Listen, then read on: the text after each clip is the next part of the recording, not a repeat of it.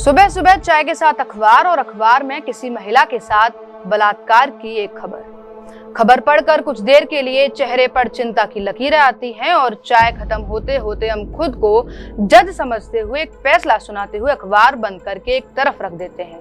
और वो फैसला होता है, लड़कियां आजकल कपड़े ही ऐसे पहनती हैं, लड़कियां अजनबियों के साथ घूमने जाती ही क्यों हैं, लड़कियों को घर से निकलने की जरूरत ही क्या है। बड़ी विडंबना है। जो फैसले हमारी न्यायपालिकाएं बरसों तक नहीं सुना पाती हैं, वो फैसले हम यानी हमारा समाज तुरंत सुना देता है। इन्हीं लोगों से मैं एक सवाल पूछती हूँ कि माना एक केस में लड़की के कपड़े छोटे थे, लेकिन दूसरे केस में जब लड़की खुद इतनी छोटी थी तब आप क्या कहेंगे। एक केस में लड़की किसी अनजान के साथ थी, लेकिन दूसरे केस में पिता ने ही नशे में अपनी बेटी को ही अपना शिकार बना लिया, इस पर आप क्या कहेंगे। एक केस में लड़की घर से बाहर थी, पर दूसरे केस में आरोपी खुद रिश्तेदार था जो लड़की को घर में अकेला देखकर दुष्कर्म कर लेता है। इस घटना पर आपकी क्या राय होगी। और असली शोषण तो लड़की का उसके बाद शुरू होता है, जब उसे पुलिस थाने से लेकर कोर्ट में उस घटना को बार बार बताकर खुद की नजरों में जिल्लत सहनी पड़ती है।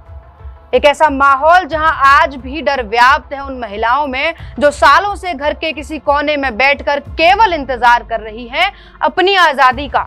जहां आज भी कई पिछड़े इलाकों में महिलाएं इंतजार कर रही हैं अपनी सुरक्षा की व्यवस्था के मजबूत होने का।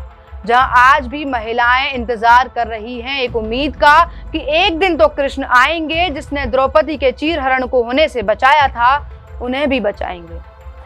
ये बातें मैं इसलिए आप तक पहुंचा रही हूं कि ये बातें कड़वी होने के साथ साथ सच हैं। हाल ही में आप जितने भी क्रिमिनल केस उठाकर देख लीजिए, आपको करीबन 85% मामले केवल महिला उत्पीड़न के ही मिलेंगे। एक ऐसा ही मामला यूपी के वाराणसी से है, जिसमें 23 लड़कों ने 7 दिनों तक एक ही लड़की के साथ बलात्कार किया। मामले में पीड़िता की मां ने जो एफआईआर दर्ज कराई, उसके मुताबिक 29 मार्च को पीड़िता अपने घर कहकर गई कि मैं कुछ देर में वापस लौट आऊंगी, और वह कुछ देर 7 दिनों में बदल गया। 7 दिनों तक लड़की को इधर से उधर भेजकर रेप किया गया, नशे की गोलियां दी गईं, लड़की की अश्लील वीडियो बनाकर उसके आधार पर लड़की के साथ दुष्कर्म किया गया। 7 दिन बाद जब लड़की घर पहुंची तो मामले का खुलासा हुआ। परिवारजनों ने एफआईआर दर्ज कराई। युवती के पिता का एक वीडियो भी सामने आया, जिसमें पिता ने युवती के साथ हुई बर्बरता को सुनाया। हमारे साथ हमारे बच्ची के साथ किस हिसाब से जो है दरिंदगी हुआ है, और इस पूरे घटना को किस तरीके से सामूहिक अंजाम दिया गया है, इसमें हमारा चाहना है कि सबको कड़ी से कड़ी सजा मिले। प्रशासन से, न्यायालय से हमको यही उम्मीद है। सर 6 लोग इसमें नामजद हैं और एक फरार है। 7 लोग इसमें हैं नामजद में, मतलब जिसका नाम आया है लड़की ने बताया है, और अज्ञात में कितने लोग हैं वो बता चुकी है। मामले पर वाराणसी पुलिस कमिश्नरेट के डीसीपी चंद्रकांत मीणा ने बताया कि 23 लोगों के खिलाफ मामले में केस दर्ज किया गया है, जिसमें 12 ज्ञात हैं तो 11 ज्ञात हैं, 6 गिरफ्त में हैं और अन्य की तलाश जारी है। थाना लालपुर में एक सामूहिक दुष्कर्म की एक शिकायत प्राप्त हुई।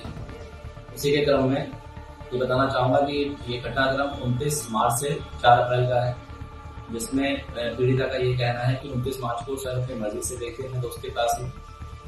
4 तारीख को पीड़िता के परिजनों द्वारा पुलिस को थाना लालपुर को सूचना दी गई कि उनकी बच्ची घर से चली गई है। उसके संबंध में उन्होंने मुकदमा दर्ज करवाई थी, और सेम ही डे थाना लालपुर पुलिस द्वारा बच्ची को सैकड़ों बरामद किया गया।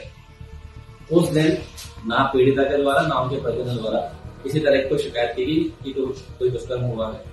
पीड़िता और उनके परिजनों द्वारा सामूहिक दुष्कर्म के संबंध में पहले दी गई, उसके संबंध में सुसंगत धारा में मुकदमा पंजीकृत किया जा रहा है। जैसा कि कुछ मीडिया आउटलेट्स में चल रहा है कि बच्ची नाबालिग है, मैं बताना चाहूंगा बच्ची बालिग है, और सुसंगत धारा में मुकदमा पंजीकृत कर रहे हैं। और तहरीर में जिन व्यक्तियों का नाम दिया गया है, उसी के संबंध में 6 व्यक्तियों को अभी तक हिरासत में लिया गया है पुलिस के द्वारा, और उनसे संबंधित पूछताछ की जा रही है और अगले मैदान की आवाज में दी जाएगी। मैं आपसे कहना चाहती हूँ कि बंद करो कृष्ण का इंतजार करना और अपनी सुरक्षा में खुद शस्त्र उठाना शुरू करो। जब आप अपने लिए आवाज उठाना शुरू कर देंगे तो स्वयं कृष्ण किसी न किसी रूप में